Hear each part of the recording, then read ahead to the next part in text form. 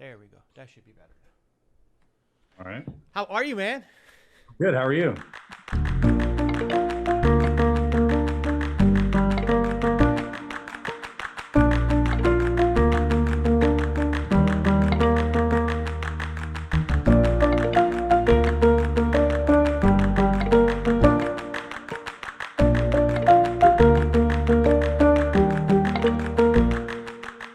Going good. Thanks for coming on, man. Yeah, absolutely. Thanks for having me. This is it's so exciting for me at least to kind of have you on because I've been following your work for such a long time, man. And it's been such a interesting kind of thing because I stumbled upon your work because of a friend, and then I was like, holy cow, this dude has been all over the place just like myself. You've been an actor, you've been a rapper, you've been pretty much doing everything, dude, which is Absolutely. which is amazing. How are you doing with all of this stuff that's going on, man? Hanging in there. I mean, I'm fortunate enough to be able to work from, home Yeah, or my office without having to be in contact with too many people. So it hasn't for really sure. stopped me from doing what I have to do. Obviously, daily routine things have been changing a little bit, but other than Yeah. that, it's been pretty much the same. And you're in Canada, right? Correct. Yeah. Awesome, awesome. How's the whole like kind of quarantine over there? Are you guys It's good. fully like restricted? Yeah. That's great. Yeah.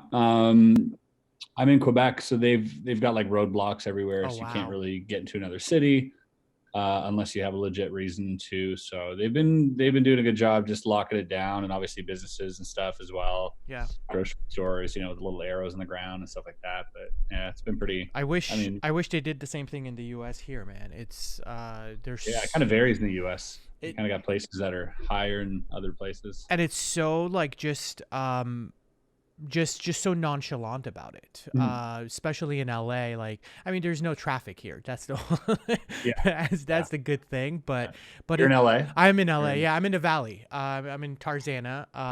And this where you're at. Basically, this is my guest house in the house. sure. I moved my studio once I had a baby. I was like, I'm gonna be around the Mhm. baby as much as I can. Yeah, yeah. So the studio turned into the guest house turned into the studio space, and then my assistant Right was on. upstairs and all that kind of fun stuff. Very cool. But the reason I wanted to kind of chat with you, dude, this is I wanted to kind of give you a little bit of a background of like why I'm doing this, so you kind of get a good feel of it. Once I had a baby, basically, I went through this whole like mental health and just like physical health importance for myself. And being a Middle Eastern from Iran, I was like, dude, no one talks about this idea of like having actual conversations with people, that Yeah. the people that you enjoy, the people that you like. And it started out of that. It started out of just like having random conversations with just people that I like and I admire, Mhm. and just understanding who they are, understanding them better, and understanding what the important things that you do, especially kind of in everyday purposes of all the stuff that you do. It's how Sure. important it is, and especially this time of what the crisis and all that kind of stuff that's happening, it's important for kind of just people to be just chatting with each other. Mhm. And Yeah, definitely. this came about, and I was like, dude, I gotta get Chris on. I was like, I've been watching his videos, I've been following his path for like 3-4 years now. I was like, it has to be done. And I What if you don't mind me Yeah, asking, what was the video that hooked you? What was the one that got you in? Was it magic related? Was it it was puzzle related, actually. Funny enough, my dad has a business, which is like about an hour and a half away from where I am, and I help him out once in a while. It's far, so it's like an hour and a half of drive of not Mm, doing anything. So one day, one of my buddies is really into puzzles, and he was like, dude, you got to just watch, you find out how you could solve this. And I didn't right. get the puzzle, but it was like one of your harder puzzles that you were just like struggling with 45 Sure. minutes or so. And I've been a huge puzzle person. My younger brother is we have a big age gap between us, so it was Mm, just me entertaining myself all day. Legos, puzzles, magic, all of mm, that has been so fascinating to me. yeah. Um, Yeah, it's one of those things that definitely just for people who are more introverted Yeah. and people who spend a lot of time alone. I mean, they're great, ways to challenge your mind. You how did you get into magic, and how did you kind of and Um, stuff like this? yeah, magic has been, I mean, since I was a kid, I kind of like enjoyed, had, the little magic tricks here and there, the kits and stuff. But it wasn't until I was about 19 years old, I was working in a Yeah. bartending Yeah. here. And I had, I had a bunch of tricks that I could do, and I would use those to get more tip and get people sort of talking at the bar and that type of thing. And I started to progress and do more and more and more. I actually had this guy come in every week and give me a good tip if I showed him 3 tricks, and he would come in consistently every week. And then I started running out of tricks, started running out of things I could show him, and I wanted that tip. So I started learning more and learning more. And then from there, I moved on. I started working for a different company. Like I was a representative for this German company, Cool. and I would travel quite a bit and basically PR reps, just taking care of clients and stuff like that. So I would use magic quite a bit just to sort of entertain them. And I started booking gigs. They started hiring me, these other companies, the clients and stuff. So from there, it just kind of like became more than what I was doing. And so I went there full time doing magic gigs. And then I got picked up by Illusion, or actually Murphy's Magic, Sure. which is a wholesaler of magic located in California. And I took care of their social media and that type of thing, became sort of the face of their company, Very cool. then did the same for Illusionists. And so Were you a bartender, or were you just working at a bar?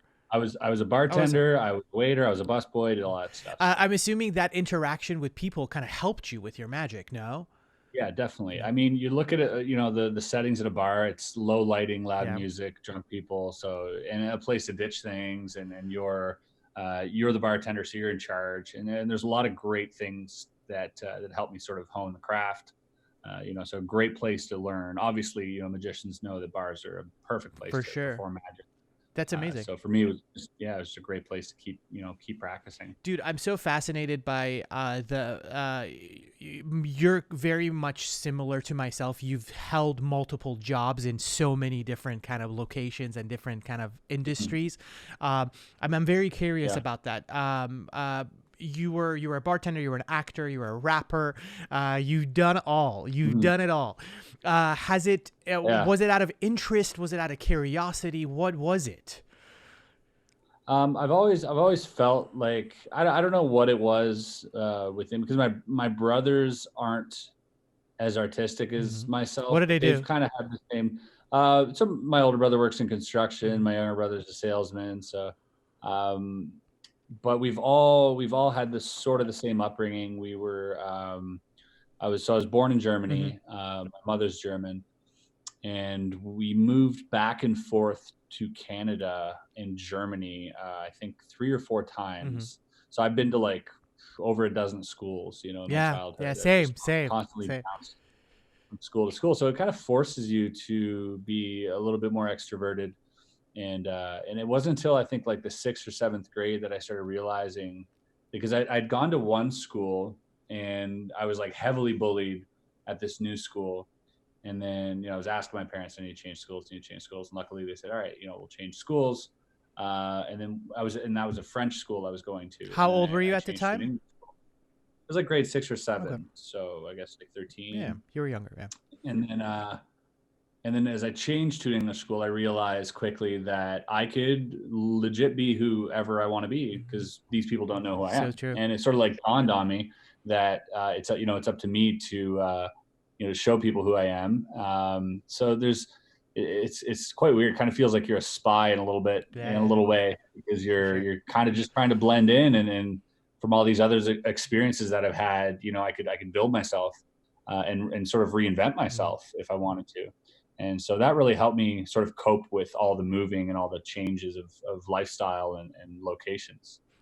So do you go back to Germany often, or are you kind of Yeah, okay? yeah, I still have a lot of family there. Amazing. I try to get back once a year. That's Yeah. amazing. Yeah, I'm very similar to you. I moved to the U.S. in '96, so I was like around the same age as you were, like 12, 13. And for me, it was the same. I was like, I didn't know anybody, so I was like, I could Yeah. just put on this new face and just do Mhm. something brand new. And it's very um, it's very intriguing, and it's very just like kind of revolutionary. You just be like, I want to be Mhm. completely somebody else if you wanted to. Yeah. Funny enough, I have a first name which is Amir Nima, and then in the U.S. or just kind of just everywhere else, they go with your first name. So for Mhm. my entire high school years and all the way to like my college years, everybody knew me as Amir. Mhm. And my family calls me Nima. So Mhm. I still have friends that don't know who Nima is at all, Right, and right, right. it's this funny thing. It's just this. It is so true that you just have to. I became an introvert, and I just kind of I focused on in music. Mhm. I didn't focus too much. I was like, I didn't have that many friends. My Yeah. friends came in my adult years, and it was Mhm. like just more important for me in that. You played basketball. Yep. When Yeah. how did you? You're a taller dude. I know that. Yep. So what got you into basketball?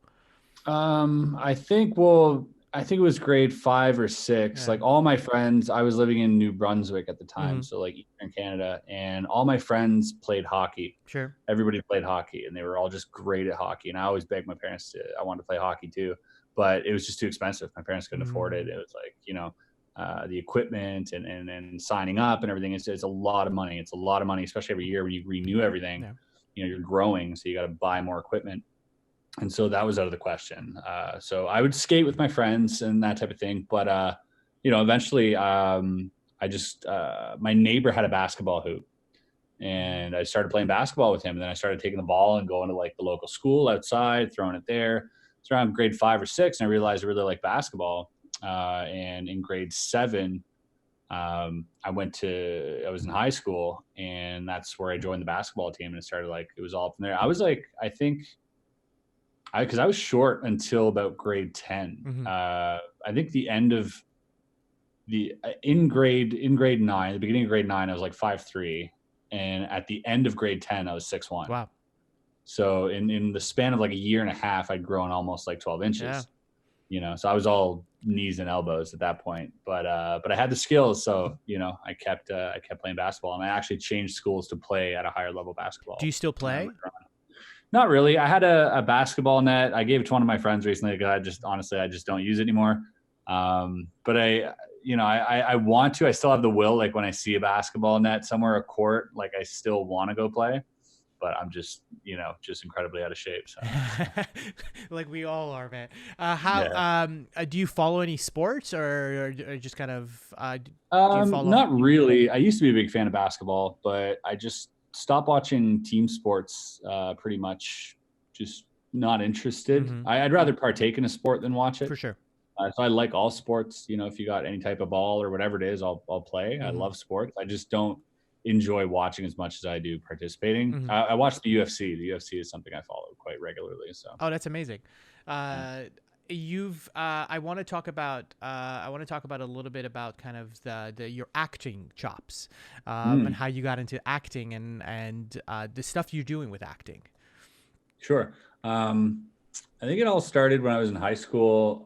My English teacher was very uh, enthusiastic about just theater in general, and he would have us do these things individually and then grade us on it. So like I had to do a whole thing of Puck from Midsummer Night's Dream, Oh, crazy. and yeah, I really loved it. I thought it was great, and I never had a problem expressing myself like that in front of strangers. Just never had a problem. I just felt like nothing. It didn't matter. My parents were always pretty indifferent about it Mm-hmm. either. They weren't like I don't know. It was just not in me. Did you have supportive parents that they were just like do whatever you want, or were they very kind of like? Yeah, they were busy. Mm-hmm. My dad was he was in the army, so he was gone half the year Mm-hmm. on tour normally. Mm-hmm. And my mom was raising 3 boys. You Yeah. know what I mean? So it was like it's just like do what you got to do Yeah. kind of thing. We weren't really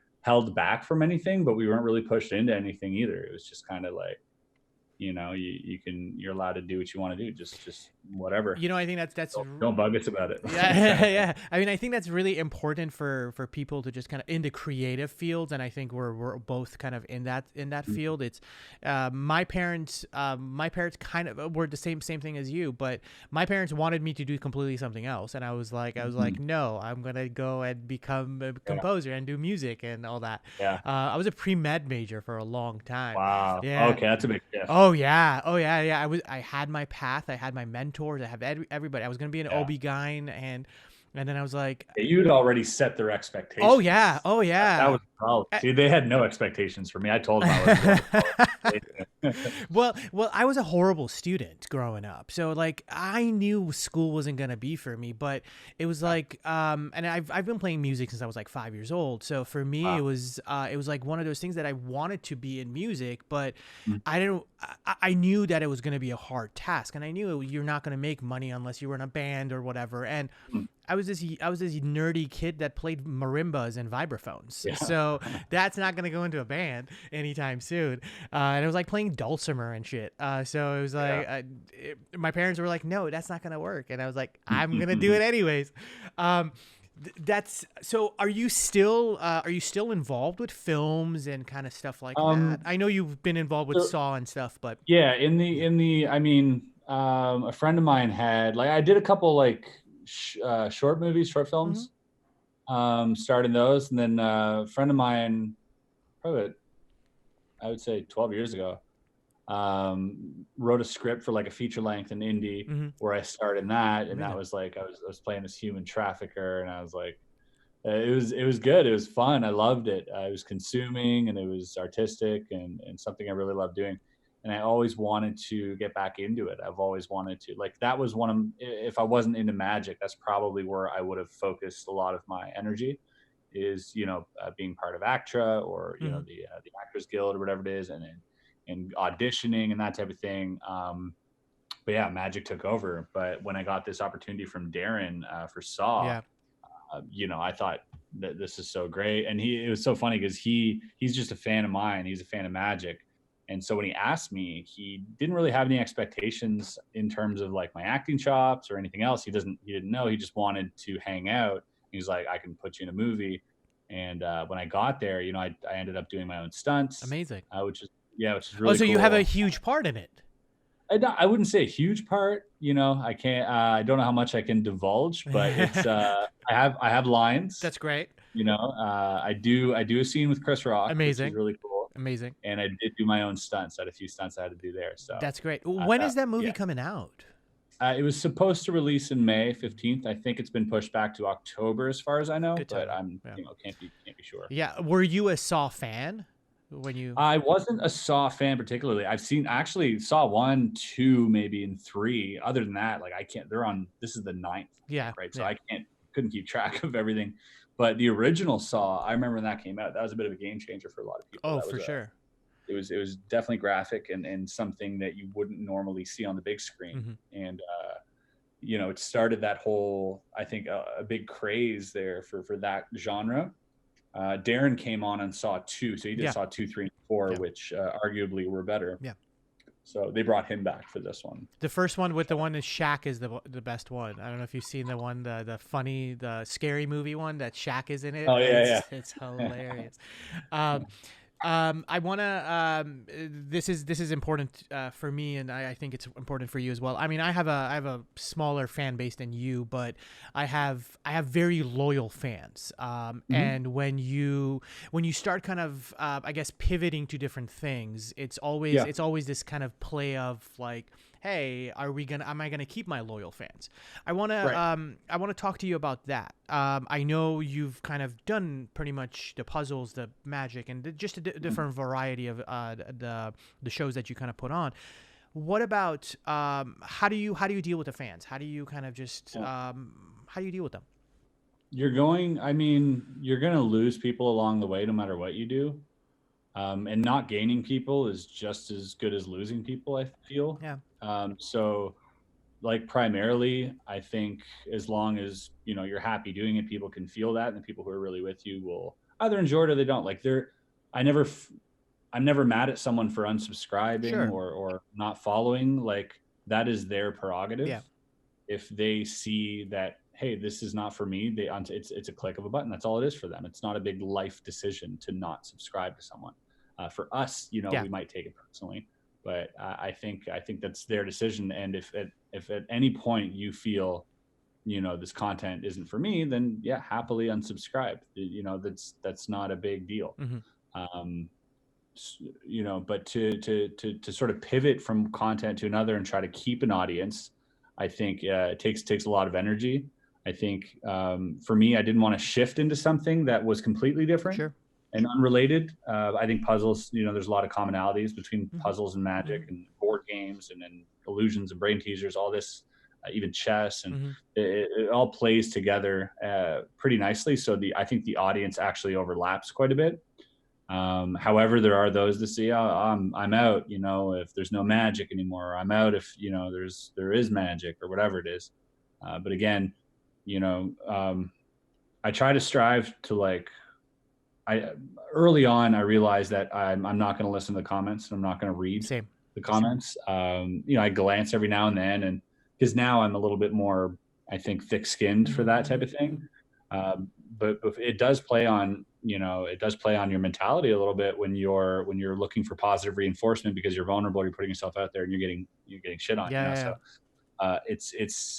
it can be tough for a lot of people, but you just have to really focus on that vision, whatever vision you have, and don't listen to the good criticism. And if you're going to listen to the good criticism, then you have to listen to the bad Yeah. criticism. Yeah. Right? So True. just don't listen to any of it, because as soon as you listen to something good, you're gonna be like, okay, maybe I'll do more of this, For sure. right? And that just alters your vision, your path that you set out. So it's better to trust your path and your vision, and trust that you'll be able to bring people there and they will enjoy it if you enjoy it, right? And that's all you can do. Yeah. So really just form that path, get a clear vision of what that For is, sure. and just move towards that, and then trust in yourself to make it entertaining for others. But Why did you want to get into this YouTube thing? it was a gradual thing. I think, I honestly, I think one of the first videos I did was with my buddy Lee. We Yeah. filmed like the street magic stuff. We filmed these cool cardistry videos, and they weren't anything other than just art. They weren't like, we just wanted to make something cool, Yeah. something artsy, and, never even thought, oh, maybe we should submit this to a film festival. There was none of that. It was just purely, we want to make something cool and dope to look at and to watch. When I started working for Murphy's Magic, I started building their social presence online, and it gave me a lot of knowledge on how to be in front of the camera Hmm. versus performing to someone, but Yeah. actually addressing the camera, and then video editing and all that stuff helped me out. And then later with the illusionist, even more so. And then I started monetizing my videos and started seeing a little bit of income come in, and I was getting more proficient with the camera, Yeah. developing an eye and a palette for color correction and all this stuff. So it started interesting me a lot more, photography and everything else. And then I quickly realized that there's for every niche that there is on YouTube, there's always room for improvement in these niches. And it was easy to improve something like magic where it had nothing to do with videography. But you're one of the pioneers of the YouTube magic world.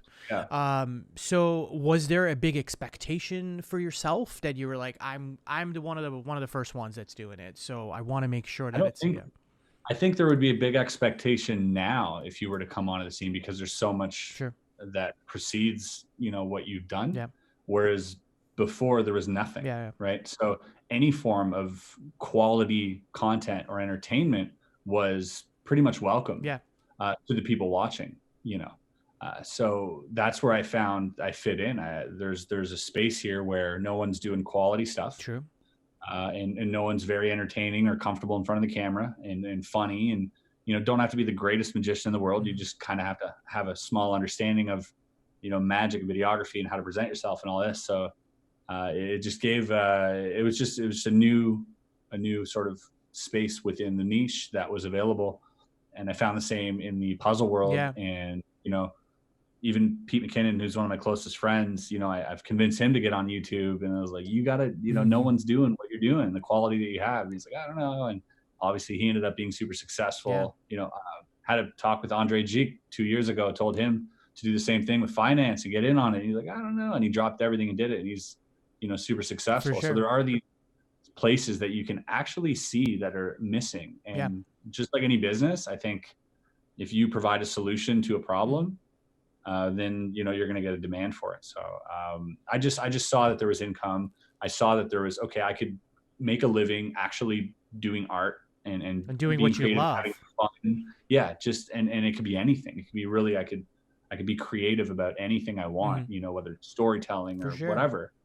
And that was obviously really interesting. I think it's interesting to a lot of people. But yeah, I never really paid attention to the negative stuff attached to it because I think the positive outweighed it so much. Yeah. It's one of those things where people get caught up with the one comment. They get 1,000 good comments, sure. they get one bad comment, and then they address it. And I think I've learned to just ignore. Same. I mean, it's like everyone is like, oh my God, your music is so great. And then there's that one person who's like, maybe this sounds like somebody else, Yeah. And it's that same thing. We're in a creative world and it's a subjective world. And people can talk shit about you as long as, as much as they want. It's just funny that, and I think it comes with the territory. We're putting ourselves out there for people to watch us, and for people to actually. You're inviting. Yeah. So it's like with that invite, there has to be something else in there for the audience, and some people are just kind of walking in there with their shoes on, and they're just like, hey, let me just kind of dirty up your floor. You know what I mean? 100%. But it's good to also push your own limits, not get too complacent. And sometimes I get complacent with videos and I feel that in my own, but every so often, I'm scared to hit that upload button For sure. With a video I got, an idea I have, or just something in that video that I'm like, and I think that's a good thing. I think it's good to push your limits. Have you gotten rid of videos and not upload them? Yeah, a few times. Yep. It's happened where I'll just like halfway through or even while editing, I'll just be like, nope, scrap this. Wasn't feeling it. And let's just move on. Got it. Yeah. Just it is what it is. Who's your favorite magician?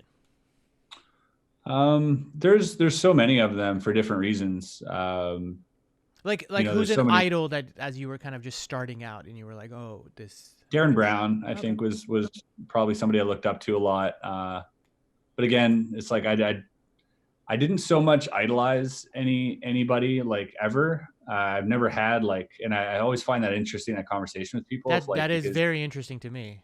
That's I've never really looked at somebody and be like, I want to be like him, or I want to do, I've never had that in me. All I've had is this person can teach me something. And like Darren Brown, when I saw him, I'd study him because I'm like, this guy knows what's up. He's onto something. So I'd buy his books and watch his videos, and that inspired me. Amazing. But never like held him to a higher standard than myself. I always feel like anything's really attainable if you just obviously just are passionate about it. That's a very good point. I've had an idol and I had a chance to work with that idol. My idol was Hans, and I had a chance to work with him for Hans Zimmer for a while. But what I've discovered is that having an idol isn't having an idol. It's not, as long as you understand their philosophy of what they're doing, it's way more better than just being like, oh, I want to be them. I want to be that person. Right. Exactly. You get hurt in the middle of it because two lives are so different with everything. So it's just that's what it is. You're also a gamer as well. Yeah. What are you playing these days? Overwatch. Really? This FPS first person shooter. Sure. It's just I enjoy competitive, anything. Amazing. Really. I love competition. Do you stream it?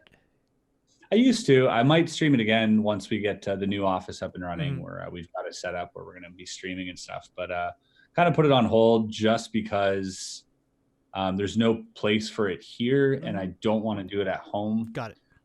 So I've really just separated my work from. That's amazing. That's absolutely great. I want to talk about the future of what you're seeing as far as magic is concerned, as far as puzzles, magic, and everything. For us in the music side and kind of just in the film world, technology has become a tool for us to kind of just do things faster and do things better and do things that we couldn't do. Mhm. However, in the music world, it hasn't changed the way that we actually look at music. However, in Mhm. every other industry, like a simple us chatting like this has become a norm. Mhm. Video chats Mhm. or telephones. What are you seeing in magic, and what are you seeing as far as these niche technologies that could possibly not take it over, but also just kind of implement it and do things that they Mhm. can that you wouldn't be able to do it without? I mean, I think that many of the arts have been affected by technology in some way, maybe not as drastic. Like just music, for instance, learning music is a lot Sure. faster. If you're looking for a tutorial on how to play the guitar or, a vocal coach or whatever it is, it's very accessible now. Mm-hmm. So people are learning a lot faster. Kids are more Mm-hmm. talented than they were, when we were kids. So it's progressing quickly, I think, in every art form. But it does change magic quite a bit because, innately, I think magic, the currency is secrets, right? Yep. So once that's out there, you have to revisit what the actual purpose of magic is, which is kind of where we're at. But I think it's a good thing. I think improvement. Obviously, things are moving so quickly. People have a fear of really quality control. Mm-hmm. If this is moving quickly, are we moving in the right direction? Should we assess this? And I think the answer sort of like reveals itself over time, where we we experience magic. Magic is different because it used to be about the secrets, and I feel like if you want to make it an art form, you have to let people in. You have to have people have to know what magic is. They have to really know what it Mm-hmm. is, not just that it's bewilderment Yep. and wondrous.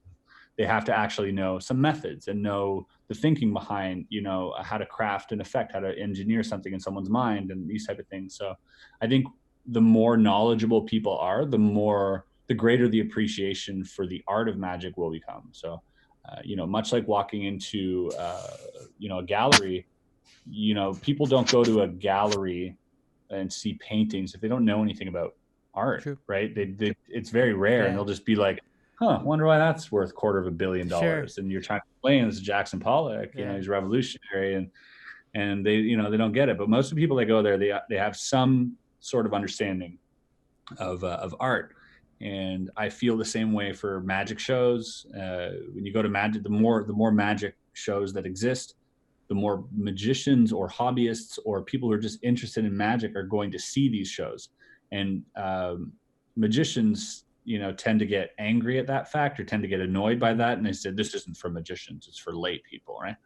And I feel like that's a disservice to the art of magic. I feel like the people who could appreciate magic the most are magicians. I feel we are, the biggest fans of magic. We love For magic. sure. If you don't love magic, you're not a magician. Yeah. If you love magic, you're a magician. Yeah. That's just the way it is.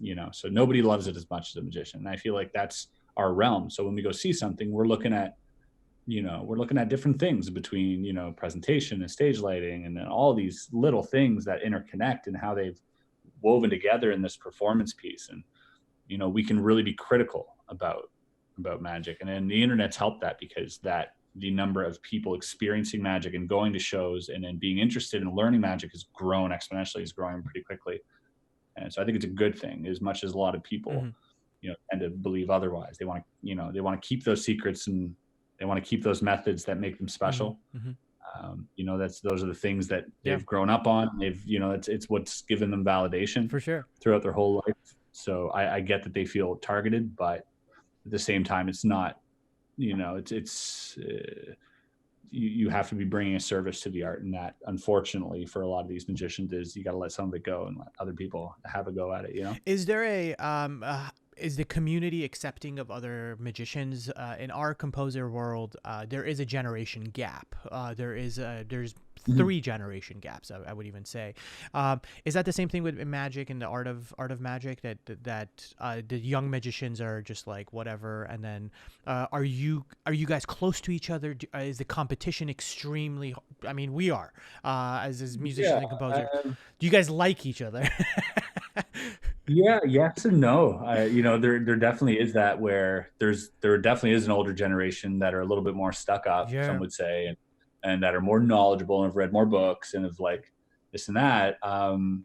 But then there are, then there's my generation, I think, where we're a little bit more critical and a little bit in between both, where Mhm. we're like, well, maybe this isn't all bad, or maybe this isn't all good, So, and then obviously there's that new generation, like you said, that third generation, which is like just strictly, we don't give a fuck. Yeah, This is how it is. yeah, yeah. Um, and so yeah, I believe there's that probably everywhere. But the thing about progress is that it doesn't care about you. Of course. That's the real thing. We bring ego into the picture, That's so true. but progress doesn't give a shit about you. It doesn't care about you. Doesn't care about your family. It doesn't care about your mom and pop business. It doesn't care about anything.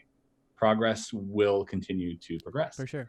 and that's just something you have to come to accept. And then it's up to you is what you do with that knowledge. Do you try to stand in front of it for some reason, which obviously won't help anything, or do you get behind the wheel and try to steer it in the right direction, or you just jump on and like, let's this take me wherever it Yeah. goes, like, so that's your decision of what you want to do with that progress, but it's not going to stop. That's So that's that's so amazing you say that. It's we've dealt with it as far as our kind of industry is concerned as well, and it's like sometimes you're just like, hey, you're not writing better music than I am. I'm doing the same exact thing that you're doing, probably even sure. better, and it probably Yeah. sounds better, and you're just an older cat that you've been doing it Yeah, longer, you know.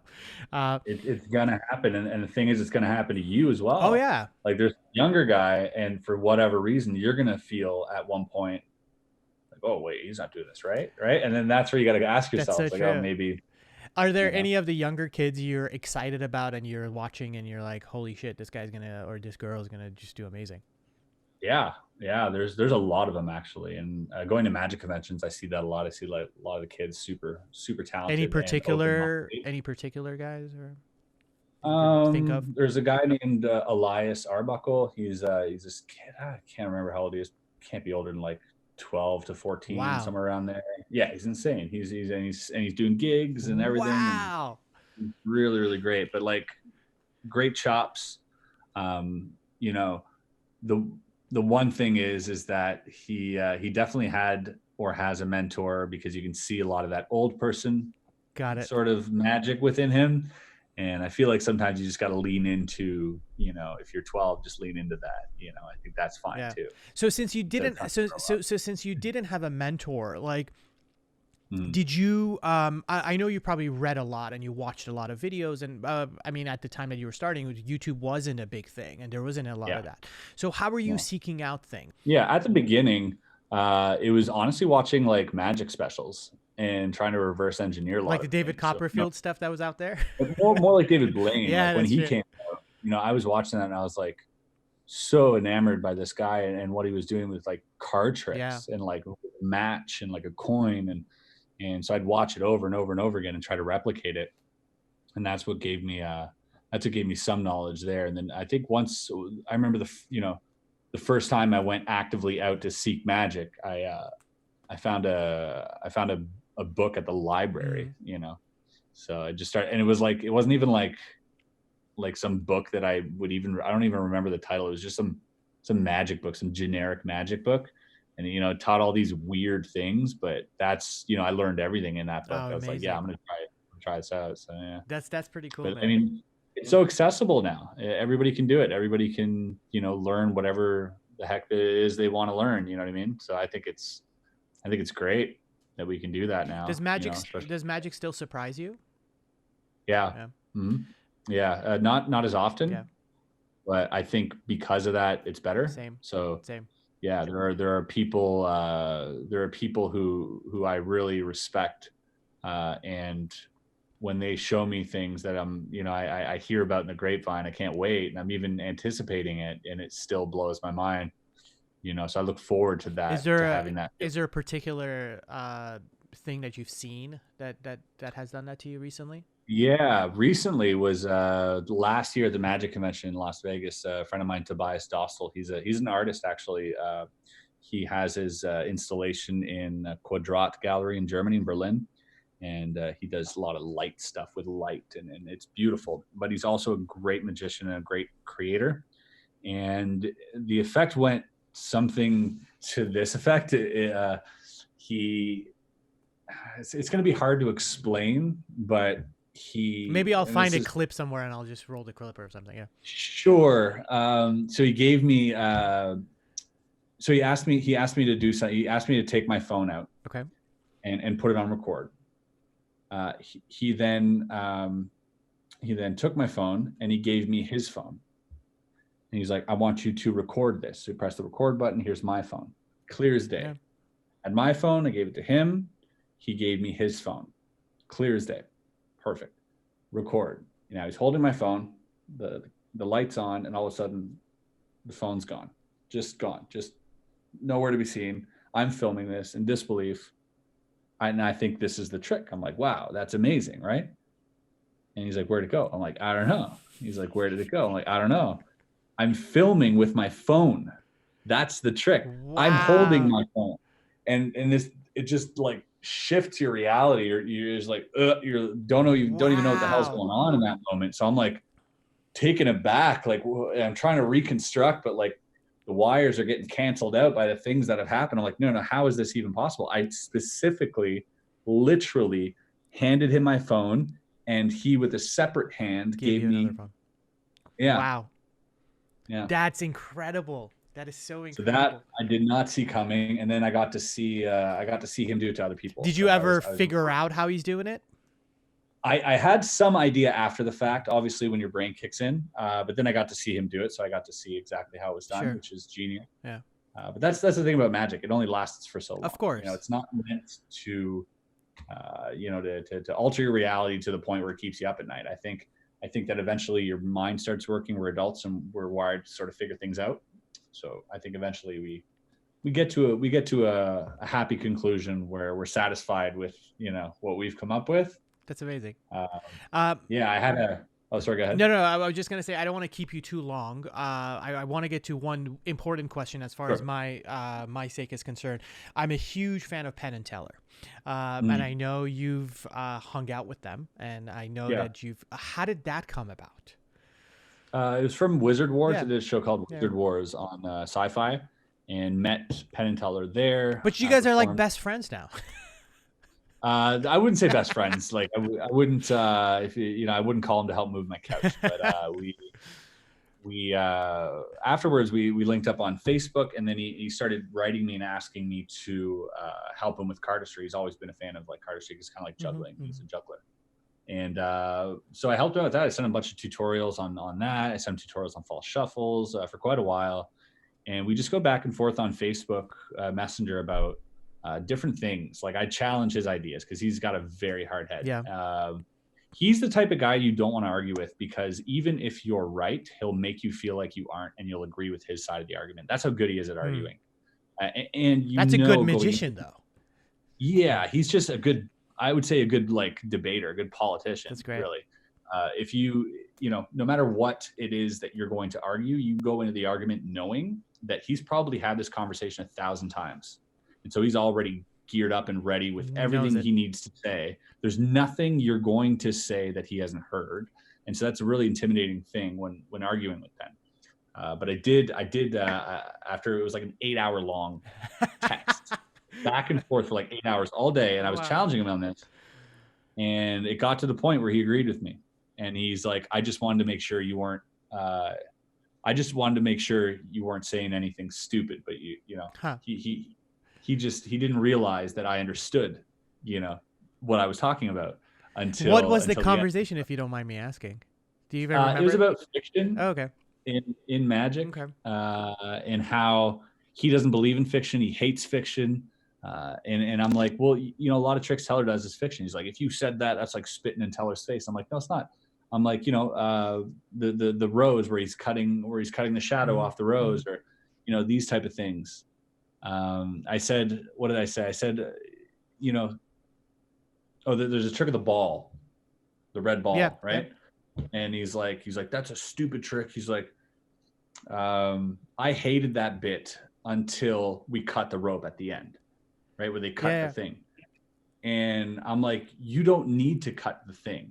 And he's like, what do you mean? I'm like, it's okay. If you see a child hopping around on a broomstick, you know, pretending it's a horse, I don't have to tell you that's a broom. It's not a horse. Do you know, That's you true. get Yeah. it, Yeah. Yeah. and you kind Yeah. of Yeah. go along with it. You're like, it's endearing, and I'm going to let myself, you know, just kind of, I'm going to be, he's going to take me out for a spin, and it's fine. But you guys, you know, to add that, I'm like, I think made no difference. It Amazing. made a difference to you, and it was this back and forth argument about fiction, and ultimately, I think he realized that what he hated was fantasy and not necessarily fiction. But you love fantasy. Like you're like Um, me, that like yeah, I guess the fantasia of fantasticness of fantasy. yeah, That's it. definitely. I love, you know, science Yeah. fiction. I love fiction. I love fantasy.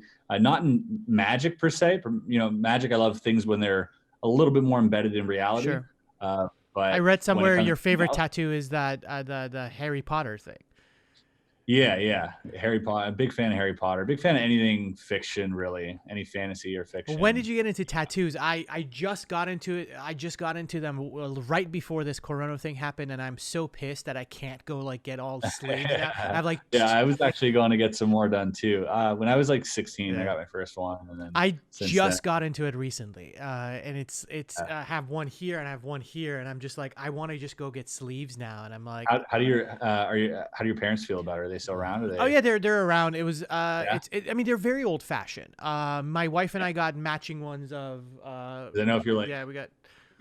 from like Middle East or anything, it's very Oh yeah, so I mean we're from Iran, and yeah. my mom and dad are one of those peoples that they're like, oh, tattoos are for criminals, and Yeah. that's the only, Mhm. that's what it is. But funny enough, my grandpa, my mom's dad, he was tatted Mm. up. He had like those Wow. old school green tattoos, like that. Yeah, That's what it from was. like the army or Yeah, like yeah, exactly. So I've been wanting to find a picture of his tattoo so I could get one, but really hilarious. I got this one of basically it's just a Hey Jude for Mhm. my son, and I had the bandage on, and they came over and they were like, "What happened to your arm? Did you burn it? What happened?" And I'm like, "No, I just got a tattoo." They're like, "No, you didn't." So for a long time, they were just like, "No, you didn't get a tattoo," and and then they realized I have more than just one. Yeah, Um, yeah. and then my brother wanted to get one, so I got a matching one with him in New York, Nice. and I've been so itching to just get a bunch of tattoos. Same. Are you all over, or did you, No, I've got some here and arms and leg basically, but I'm definitely going to get more work yeah? done. Yeah, I enjoy it It's quite a so bit. much. I didn't know how much how good it feels. It's Yeah, one thing that I really like about tattoos is that no matter which one I've gotten, I can tell you exactly the entire day yeah, of when I exactly, got that tattoo. Now I don't know how many tattoos I have. I have quite a bit, but every one of these I can tell you that entire day. I couldn't tell you the day before, and I couldn't for tell you the day sure. after. But that day, it's there's like a story, right? So a lot of times when I'm with friends or something, we're having like a great day. I'll just suggest we go get a tattoo, and I'll remember that day for as long as I live, just because there's like this trauma that happens, right? How do you choose what to get though? Uh, doesn't always matter. It really doesn't at That's it. this point. I feel like it's a memory for me more than Yeah, anything. I like the aesthetic of it no matter for what, sure. but Do you go to I the feel like same it's a artist, or do you have multiple artists? You go. anywhere. Doesn't You're matter. not like I've done yeah. some on my friend's kitchen I'm floor and scared of that, man. I'm really got scared of some that. shady characters tattoo me. So Did you have you ever done the old school one with the like the rubber band? poke, stick and poke? Yeah, Not yeah. yet. I want to get that That's done. I awesome. have a friend who does it. So yeah. Dude, you're an awesome dude. I with all my guests, I do like these three psychology questions. I'm sure you've done it as Okay. well. I would love to do it with you as well. So it's fun. And we'll end it there. What's your favorite color? I would say yellow. Well, obviously. Tell me adjectives that describes why you like it. Vibrant, Three adjectives would be good. Vibrant. Uh huh. playful, Cool.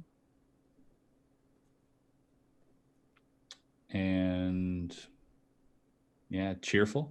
That's a good one. Favorite animal. My dog. Okay. So it's a sausage dog. Amazing. How old? He's two. Name? Obi. Obi. That's a great one. Yeah. Adjectives. Why I like him? or why Why describe. it's Yeah. my okay, describe him. I would say kind, Mm-hmm. loving, Mm-hmm. and innocent. Innocent. Cool. Yeah. Cool. Um, the body of water. It could be a Hmm. specific one. It could be what's your favorite body of water. Okay, a stream. Is there a specific stream or? Yeah, it's at the house I used to live Oh, in. awesome. The Yeah, one there's you a grow little, up. no, the one I moved here Oh, from. cool. Uh, yeah, I lived there for eight Are you years. into? It had a little You're stream. into nature. I'm assuming because you're Yeah, living. I Yeah, mean, you're living. I live in a nature I'm environment. I'm so kind of like jealous. but I'm not a city guy. But I feel like I stand out like a city guy Hmm. in nature. But I'm not a city guy. But yeah, I like fishing and stuff like that. So. I'm so jealous. We've been actually looking at properties up in Arrowhead, and we're like, we'll Hmm. just want to go away and be from. My wife's from Massachusetts, so Right. like Yeah. middle of nowhere, Massachusetts. We're like Yeah. this closest store is 20 minutes away, and it's a Walmart. Mhm. So Sure. stream, house, adjectives. Um, Peaceful. Cool. I would say refreshing That's a good one. and probably familiar. Familiar. Yeah. You're gonna laugh at this once I tell you what these means. If you imagine yourself waking up in a completely white room with no windows or doors, how do you feel? Probably curious. That's amazing. I've never heard that one. So they're by psychologists, and it's these are dating questions. It's Okay. really funny because like it actually, at least for me, it was just very opening to me. So the yellow is how you view yourself. Hmm. You said vibrant, playful, cheerful. That's how you view Hmm. yourself. The favorite animal is how others people view you. So you're kind, loving, and you said innocent, I think. Yeah, you did. I Yeah. can't That one was questionable. I can't read my own handwriting. The body of water is actually a good one because it's how the person is in bed. You're peaceful, refreshing, and familiar. That's a great one. Interesting. And then the white room is actually how you view death. So you're Mm, curious about it. I think that's accurate. I've never heard that, and that's amazing, dude. Yeah. It's funny because that's exactly what I pictured Really? when you said white room. I pictured me being dead. Oh, crazy. So I'd be curious as to see what was in there. It reminded me, I actually Harry Potter, where in the last book where he's in this white room and he sees Voldemort on the ground all curled That's up and true. Dumbledore's there. That's kind of what I Did you pictured. read the books before you watched the movies, or? Yeah, Mm. yeah, I read all the books. Yeah, Brother, man, you're a gentleman, and thank you for doing this. I usually don't know how to thank you. end these, but thank you for coming on, man. It's been a pleasure. I don't want to keep you longer than this. I have so many other questions, Appreciate it, man. and Good time. hopefully we could meet each other in person and do this in person one day. So, Yeah, uh, definitely appreciate the questions, man, and the thought that goes into this. I hope you do well with thanks, this. brother, man. Thanks for coming on, and have a wonderful day, and stay safe, man. In this whole craziness. Thanks, man. Appreciate it. You I'll too. talk to you, man.